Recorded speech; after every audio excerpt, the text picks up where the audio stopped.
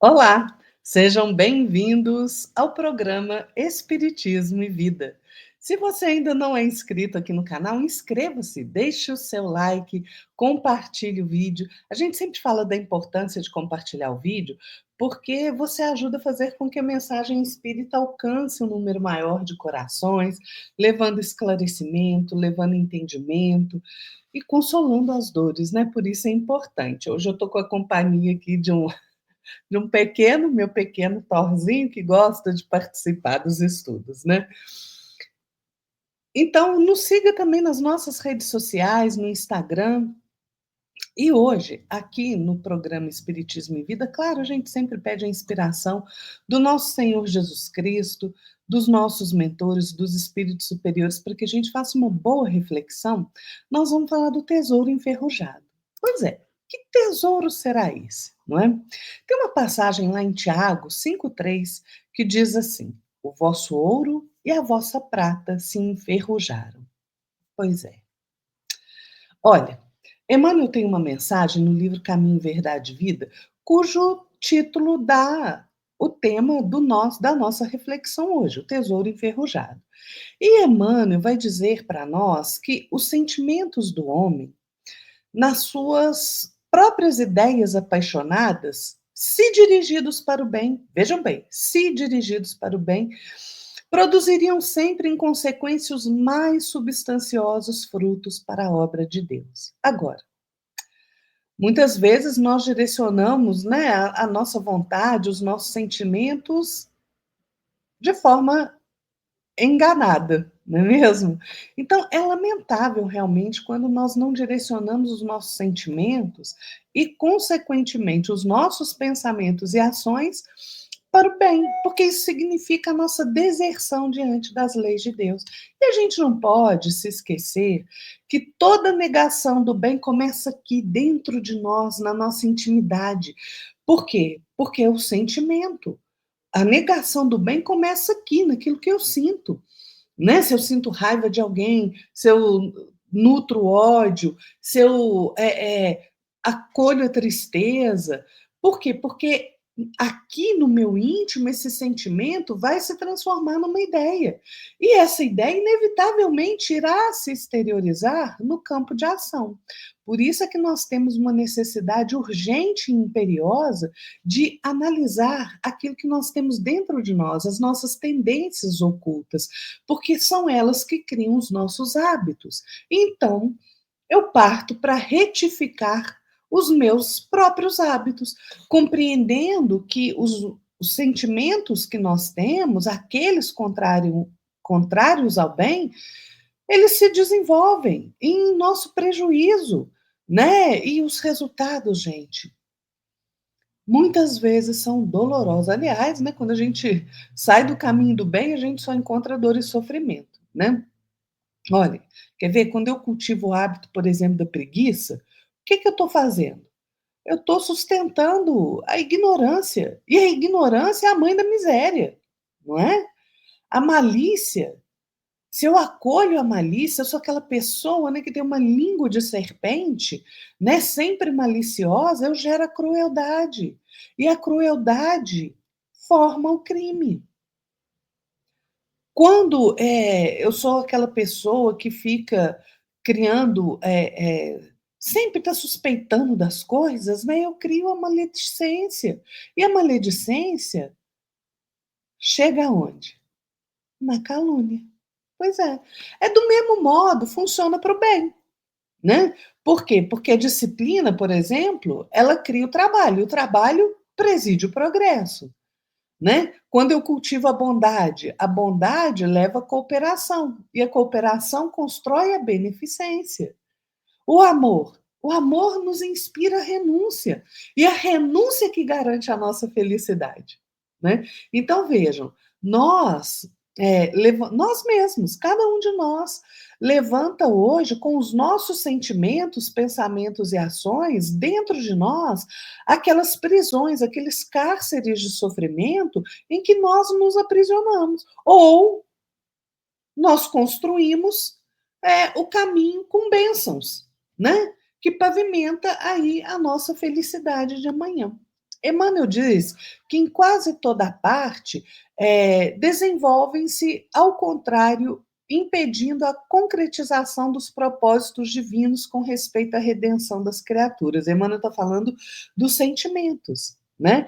Por quê? Porque em todas as nossas relações, sejam elas com o Criador, com Jesus, com os espíritos, com os nossos semelhantes, com a vida, com a natureza, é importante ter sempre em mente que a nossa própria alma é que produz os modelos que vão nos orientar nas atividades do cotidiano, do dia a dia. Então, o êxito ou o fracasso nas nossas menores atividades, nos nossos menores empreendimentos, inevitavelmente, eles correspondem à nossa atitude espiritual. Aliás, Emmanuel diz uma coisa interessante no livro O Evangelho por Emmanuel, no volume 3. Ele fala que o sentimento inspira, o pensamento plasma, a palavra orienta e o ato realiza. É exatamente isso. O pensamento, a ideia, é a fonte que nasce lá no nosso sentimento, no mais íntimo do nosso coração. E aí ele traça o caminho, né, que lhe é próprio percorrer pela sua própria natureza, boa ou má.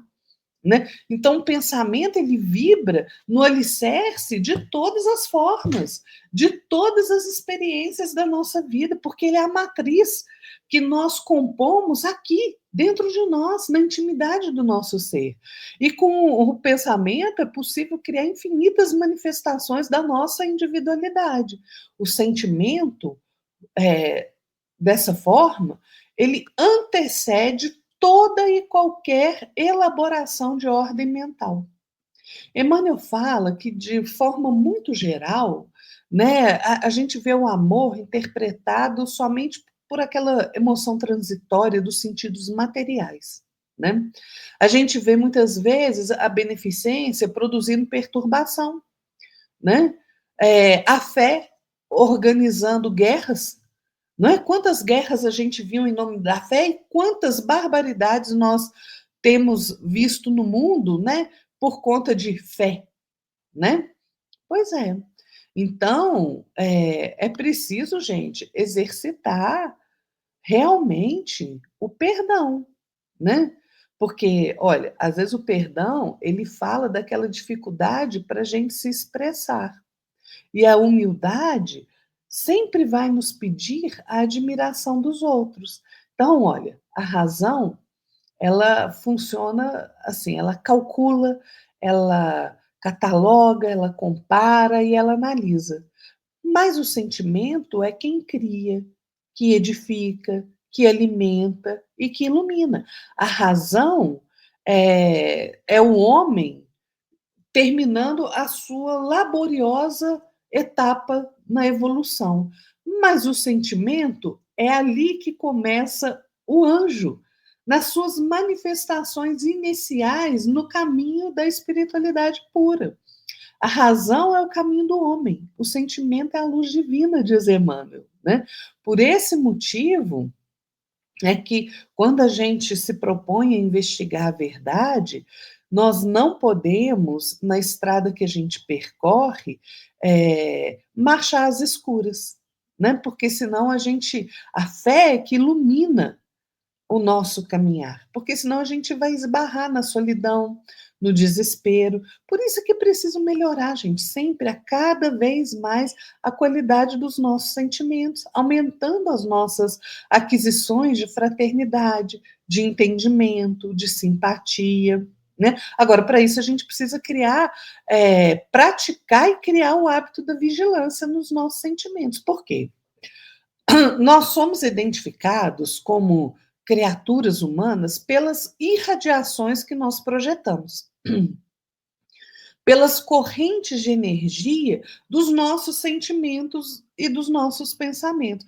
A gente absorve ideias, nós assimilamos ideias e nós exteriorizamos ideias todos os dias, o tempo todo.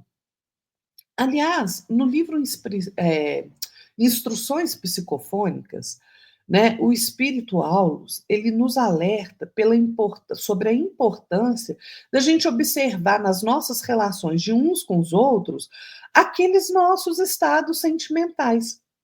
nas próprias bases das nossas reflexões e do nosso raciocínio, porque eles são as origens da nossa vitória ou da nossa derrota.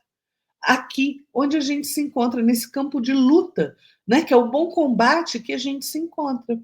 E ele faz uma analogia muito interessante, na verdade impressionante, porque ele evoca a natureza para simbolizar alguns dos nossos sentimentos e clarear o nosso entendimento sobre as experiências que nós passamos. Ele fala que o ódio é comparável à hiena, né? A hiena, onde vai, espalha ali terror e morte, né? A inveja, ela é semelhante à serpente, né? Que vai rastejando aí junto ao solo, emitindo raios de venenoso magnetismo. O ciúme, diz ele, parece um lobo famulento, faminto, né? Que estende aflição e desconfiança. A agressividade se assemelha ao ouriço, né, cheio de espinhos, e vai arremessando espinhos aí na direção daqueles que respiram, né, que lhe respiram a presença. Da mesma forma, os sentimentos bons, por exemplo, o amor, ele é comparável ao sol, que aquece, que ilumina. A compreensão parece aquela fonte amiga, né, de água cristalina. A tolerância é como se fosse uma árvore, né, que está sempre ali ajudando, servindo com sombra, com frutos, né? A gentileza, gente, a gentileza é irmã da melodia construtiva, né? Porque ela se desdobra em consolações, ela mitiga o infortúnio, né? Então, todos os sentimentos que nos foram dados, conferidos pelo Criador, são sagrados. Eles são, na verdade, como o ouro e a prata da nossa herança, né? Como o Tiago falou, né? Mas a gente não pode deixar que eles se enferrujem no passar do tempo, né? Porque o sentimento elevado gera o pensamento elevado. E o pensamento elevado nos garante a elevação da nossa existência. Então é preciso sentir bem para refletir o bem, né? E assim a gente assegura o bem na estrada em que a gente foi convidado a percorrer nessa existência, né? O pensamento é a causa da ação, mas o sentimento é o molde vibrátil em que o pensamento e a causa se formam.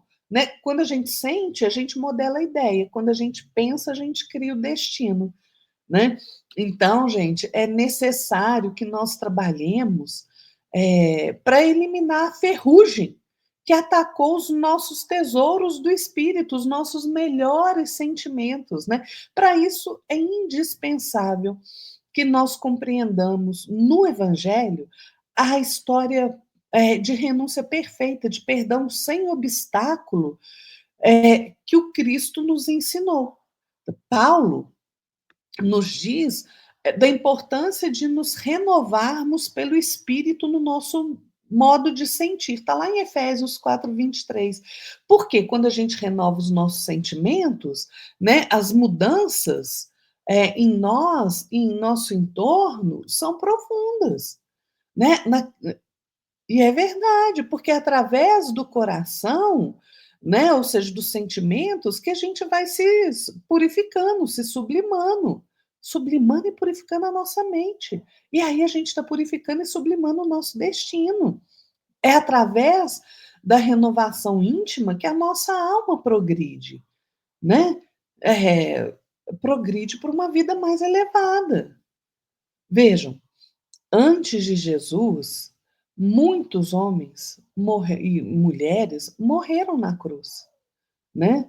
Agora, somente a cruz, o madeiro do Mestre, é que se converteu em luz para a humanidade, pela qualidade do sentimento que ele se entregou ao sacrifício. Por isso é que ele influencia a maneira de sentir de toda a humanidade, em todos os séculos. Por isso, a gente precisa aprender a crescer em bondade e entendimento, né? Porque isso é estender a nossa visão, é santificar os nossos objetivos na estrada que a gente percorre. Jesus veio até nós para nos ensinar, acima de tudo, que o amor é o caminho para a vida mais próspera, mais abundante, né? Vamos lembrar da passagem lá em Mateus, porque onde estiver o teu tesouro, aí estará também o teu coração. Então, se a gente está caminhando hoje no mundo, opressos pela dor, né, pela aflição, pela sombra, pelas enfermidades, a gente precisa aprender a renovar o nosso modo de sentir pelos padrões do Evangelho do Cristo, né? Enxergando o propósito divino da vida, atuando em todos os lugares onde nós estivermos, com justiça, com misericórdia, com sabedoria e com entendimento. A gente pode fazer várias mudanças em nossa vida, não é? É verdade. Mas a mudança essencial que a gente precisa fazer, a transformação mais importante é aquela que acontece aqui dentro de nós, no íntimo do nosso ser, é aquela que transforma os nossos sentimentos, é aquela que eu olho para quem erra e não enxergo somente o criminoso, mas enxergo aquele ignorante das leis de amor do nosso Pai, né? Então,